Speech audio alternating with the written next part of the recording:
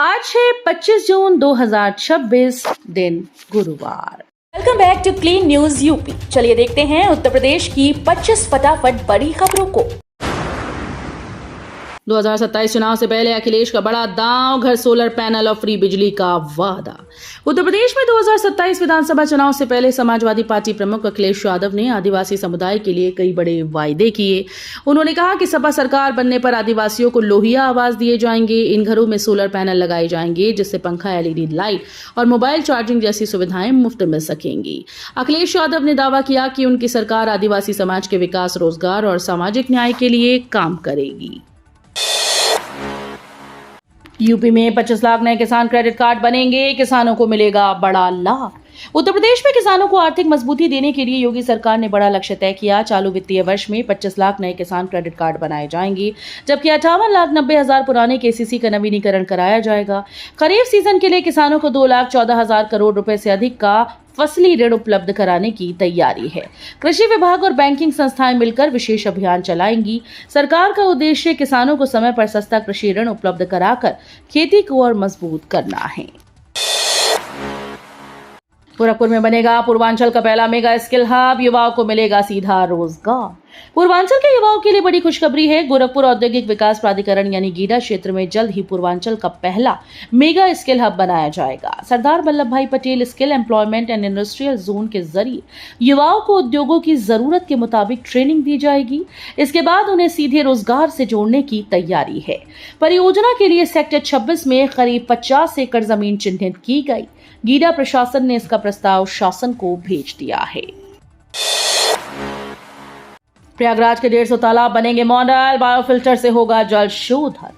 प्रयागराज में गंगा पार और यमुना पार के 150 तालाबों का अब कायाकल्प किया जाएगा। पंचायती राज विभाग ने मेरा तालाब मेरी जिम्मेदारी अभियान के तहत इन तालाबों को मॉडल तालाब बनाने की योजना शुरू कर दी है। तालाबों की खुदाई, सफाई, सौंदर्यीकरण के साथ पानी को स्वच्छ रखने के लिए बायोफिल्टर सिस्टम लगाया जाएगा। तालाबों से जुड़ी नालियों के पानी का भी शोधन किया जाएगा। राज्य वित्त आयोग के निधि से होने वाले इस कार्य का उद्देश्य सूखते तालाबों को नया जीवन देना और जल संरक्षण को मजबूत करना है। यूपी में विकास की रफ्तार तेज, 6 लेन पुल और 700 किलोमीटर एक्सप्रेस वे।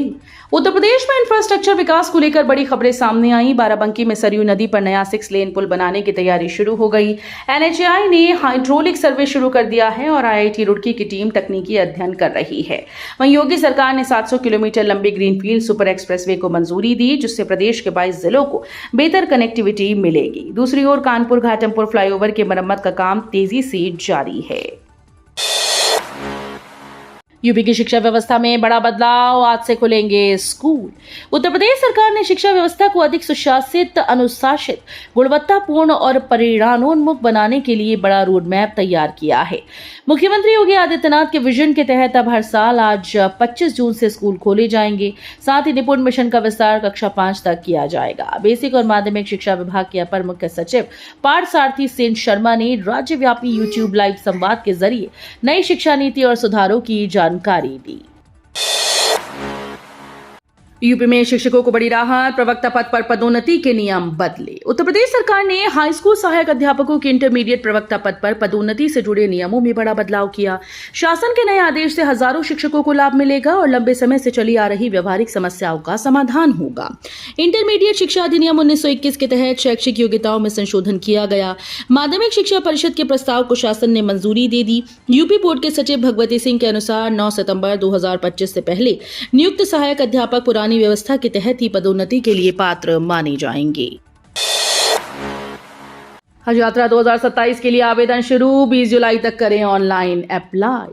हज यात्रा 2027 के लिए ऑनलाइन आवेदन प्रक्रिया शुरू हो गई है। हज कमेटी ऑफ इंडिया ने आवेदकों से वेबसाइट पर आवेदन करने की अपील की है। आवेदन की अंतिम तिथि 20 जुलाई तय की गई।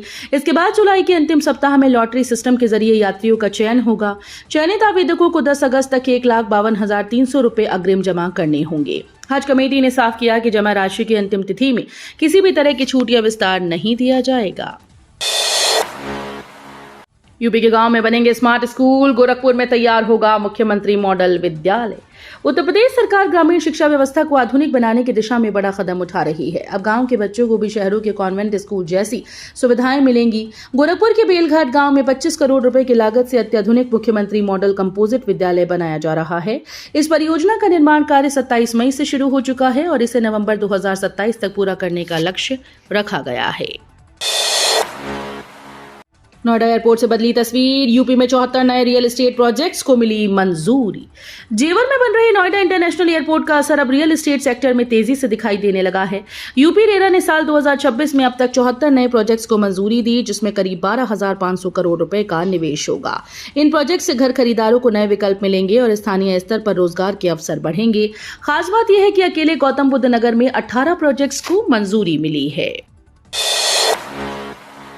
डेयरी खोलने का सुनहरा मौका, यूपी सरकार दे रही 11.80 लाख रुपए तक की मदद। उत्तर प्रदेश सरकार ने पशुपालकों और किसानों के लिए नंद बाबा दुग्ध मिशन योजना के तहत बड़ा अवसर दिया है। अब साहिवाल, गिर और थार पारकर जैसी देसी नस्ल की गायों के साथ डेयरी फार्म खोलने पर सरकार लाखों रुपए की सब्सिडी देगी। पशुपालन विभाग ने योजना के लिए ऑनलाइन आवेदन प्रक्रिया शुरू की। सरकार की ओर से करीब 11,80,000 रुपए तक की आर्थिक मदद सीधे लाभार्थियों के बैंक खाते में भेजी जाएगी। योजना में नए बदलाव भी किए गए हैं। बिजली बिल में एक्स्ट्रा चार्ज वसूली गलत, नियामक आयोग का बड़ा फैसला। बिजली उपभोक्ताओं के लिए बड़ी राहत की खबर है। नियामक आयोग ने जून महीने के बिजली बिल में की गई अतिरिक्त वसूली को गलत करार दिया। आयोग ने पावर कॉर्पोरेशन के जवाब के आधार पर पिछले साल अप्रैल से हो रही वसूली पर भी सवाल उठाए। आयोग का कहना है कि पुराने बकाये को जोड़कर अधिभार की गणना करना नियमों के खिलाफ है। इस फैसले के बाद जुलाई में प्रस्तावित 10% अतिरिक्त वसूली भी स्वतः निरस्त मानी जाएगी। यूपी में ड्राइविंग लाइसेंस रिन्यूअल को लेकर बड़ी राहत, 30 दिन का मिलेगा ग्रेस पीरियड। उत्तर प्रदेश में ड्राइविंग लाइसेंस धारकों के लिए बड़ी राहत की खबर है। अब डीएल की वैधता खत्म होने के बाद भी 30 दिन तक लाइसेंस मान्य रहेगा। यानी यदि आपके लाइसेंस की अवधि किसी तारीख को समाप्त होती है तो अगले 30 दिनों तक आप उसका रिन्यूअल करा सकते हैं। इस दौरान वाहन चलाने पर लाइसेंसधारी की तरह ही कानूनी मान्यता मिलेगी। सड़क हादसे की स्थिति में भी सामान्य लाइसेंसधारी की तरह ही कार्रवाई होगी। परिवहन विभाग के अनुसार मोटर व्हीकल एक्ट में इसके लिए प्रावधान कर दिया गया है। SC/ST आरक्षित सीटों के रोटेशन पर हाईकोर्ट का बड़ा फैसला। इलाहाबाद हाईकोर्ट की लखनऊ खंडपीठ ने विधानसभा और लोकसभा की SC/ST आरक्षित सीटों में रोटेशन व्यवस्था लागू करने की मांग वाली याचिका खारिज कर दी। अदालत ने कहा कि आरक्षित सीटों में रोटेशन सामाजिक और राजनीतिक न्याय के लिहाज से बेहतर व्यवस्था हो सकती है, लेकिन इस विषय पर कानून बनाना संसद का विशेषाधिकार है। कोर्ट ने साफ कहा कि न्यायालय इस मामले में कोई निर्देश जारी नहीं कर सकता। न्यायमूर्ति आलोक माथुर और न्यायमूर्ति अमिताभ कुमार राय की पीठ ने सुल्तानपुर के मतदाता जगदीश सिंह याचिका पर यह फैसला सुनाया। अल-नीनो से निपटने की तैयारी में यूपी, कंपानी वाली फसलों पर सरकार का फोकस। अल-नीनो की संभावित चुनौती को देखते हुए केंद्र और उत्तर प्रदेश सरकार ने खरीफ फसलों को लेकर तैयारी तेज कर दी। केंद्रीय कृषि मंत्री शिवराज सिंह ने राज्यों के साथ वर्चुअल बैठक कर किसानों को कंपानी में तैयार होने वाली फसल प्रजातियां अपनाने की सलाह दी। साथ ही सूखा सहन करने वाले बीजों के इस्तेमाल को हर जिले में बढ़ावा देने के निर्देश दिए। सरकार ने कम अवधि में पकने वाली फसलों, मेड़बंदी और सूक्ष्म सिंचाई तकनीक को बढ़ावा देने पर जोर दिया। एपीओ 2025 अभ्यर्थियों को हाईकोर्ट से बड़ा झटका, माइग्रेशन की मांग पर अपील खारिज। उत्तर प्रदेश सहायक अभियोजन अधिकारी यानी एपीओ प्रारंभिक परीक्षा 2025 के अभ्यर्थियों को इलाहाबाद हाईकोर्ट से बड़ा झटका लगा। कोर्ट ने आरक्षित वर्ग के मेधावी उम्मीदवारों को अनारक्षित श्रेणी में माइग्रेट करने की मांग वाली विशेष अपील खारिज कर दी। खंडपीठ ने कहा कि एकलपीठ का आदेश केवल प्रक्रियात्मक था और इसे अंतिम फैसला नहीं माना जा सकता। कोर्ट ने यह भी माना कि आरक्षण और माइग्रेशन का लाभ अंतिम चयन के चरण में लागू होता है, न कि प्रारंभिक स्क्रीनिंग परीक्षा में।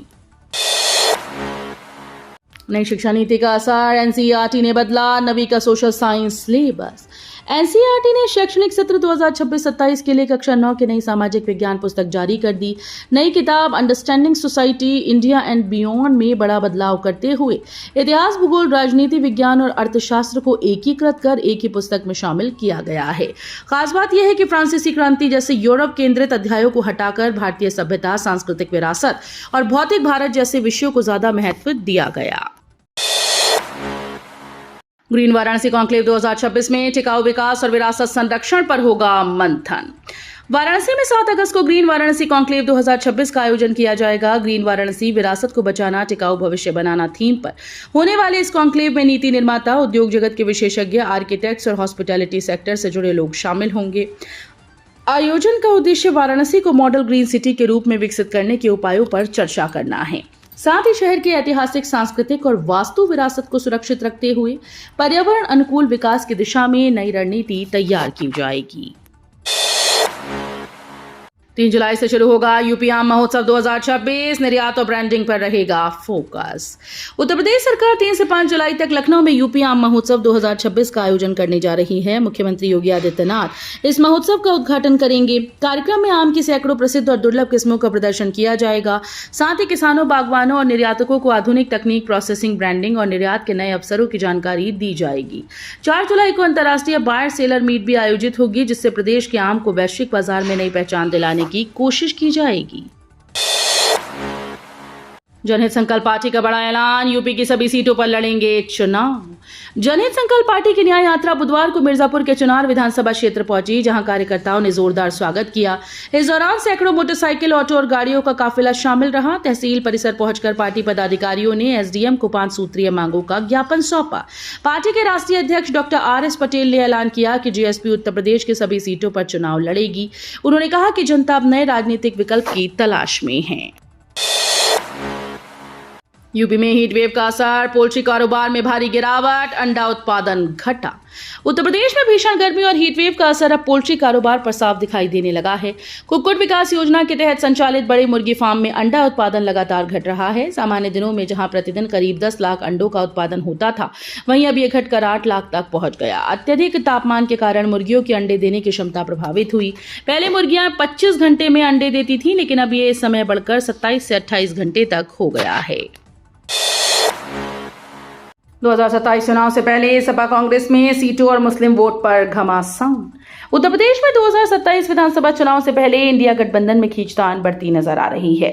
सपा प्रमुख अखिलेश यादव ने कांग्रेस की चुनावी तैयारियों पर सवाल उठाते हुए कहा कि प्रदेश की अधिकांश सीटों पर उसकी मजबूत मौजूदगी नहीं है। वहीं कांग्रेस नेता इमरान मसूद ने पलटवार करते हुए कहा कि कांग्रेस सीटों से भीख नहीं मांग रही, बल्कि जनाधार के आधार पर सम्मानजनक हिस्सेदारी चाहती है। विवाद अब मुस्लिम वोट बैंक तक पहुंच गया है। संविधान हत्या दिवस से संगठन बदलाव तक, यूपी बीजेपी का बड़ा मिशन। भारतीय जनता पार्टी आज पूरे उत्तर प्रदेश में संविधान हत्या दिवस मनाएगी। प्रदेश भर में सम्मेलन, प्रदर्शनियां और लोकतंत्र सेनानियों के सम्मान कार्यक्रम आयोजित होंगे। इस बीच विधानसभा चुनाव से पहले बीजेपी संगठन में बड़े बदलाव की चर्चा तेज हो गई। माना जा रहा है कि पश्चिमी यूपी में गुर्जर वोट बैंक को साधने के लिए किसी बड़े गुर्जर चेहरे को अहम जिम्मेदारी दी जा सकती है। हाल ही में मंत्रिमंडल विस्तार के बाद अब संगठनात्मक बदलावों में प्रदेश अध्यक्ष पंकज चौधरी की रणनीति की झलक देखने को मिल सकती है। यूपी स्टाफ नर्स भर्ती 2023 की सप्लीमेंट्री सूची जारी, 9 अभ्यर्थियों का चयन। उत्तर प्रदेश लोक सेवा आयोग ने स्टाफ नर्स एलोपैथी भर्ती परीक्षा 2023 की सप्लीमेंट्री चयन सूची जारी कर दी। पहले चयनित 9 अभ्यर्थियों का अभ्यर्थन निरस्त होने के बाद खाली हुई सीटों पर अब प्रतीक्षा सूची से नए उम्मीदवारों का चयन किया गया। पुरुष वर्ग में संकेत सिंह, अखिलेश सिंह, गौरव शर्मा को मौका मिला। वहीं स्टाफ नर्स श्रेणी में 6 अन्य अभ्यर्थियों का चयन हुआ। यूपी में कोचिंग संस्थानों पर सख्ती, लखनऊ में ग्रेविटी कोचिंग सील। लखनऊ के अलीगंज में भीषण आग हादसे के बाद पूरे उत्तर प्रदेश में कोचिंग संस्थानों की सुरक्षा जांच तेज कर दी गई। इसी अभियान के तहत बुधवार को हजरतगंज स्थित ग्रेविटी कोचिंग को सील कर दिया गया। जांच के दौरान संस्थान में कोई मौजूद नहीं मिला। वहीं आकाश कोचिंग में भी अधिकारियों ने निरीक्षण किया, लेकिन जिम्मेदार लोग भवन का नक्शा नहीं दिखा सके। उन्हें दस्तावेज प्रस्तुत करने के लिए समय दिया गया है। आज को इन जिलों में जमकर बरसेंगे मेघ, मौसम विभाग ने जारी किया अपडेट। उत्तर प्रदेश में मौसम का मिजाज बदलने लगा है और मानसून की दस्तक के संकेत मिल रहे हैं। मौसम विभाग के अनुसार 25 जून यानी आज प्रदेश के कई जिलों में गरज चमक के साथ बारिश और बौछारें पड़ने की संभावना है। महाराजगंज, गोरखपुर, कुशीनगर, देवरिया, बलिया, मऊ, वाराणसी समेत कई इलाकों में हल्की से मध्यम बारिश हो सकती है। वहीं लखनऊ, प्रयागराज, कानपुर, बुंदेलखंड के कुछ हिस्सों में गर्मी और उमस का असर बना रह सकता है। तो ये थी आज की 25 फटाफट बड़ी खबरें। अगर आपको न्यूज पसंद आई हो तो वीडियो को लाइक और शेयर जरूर करें। धन्यवाद।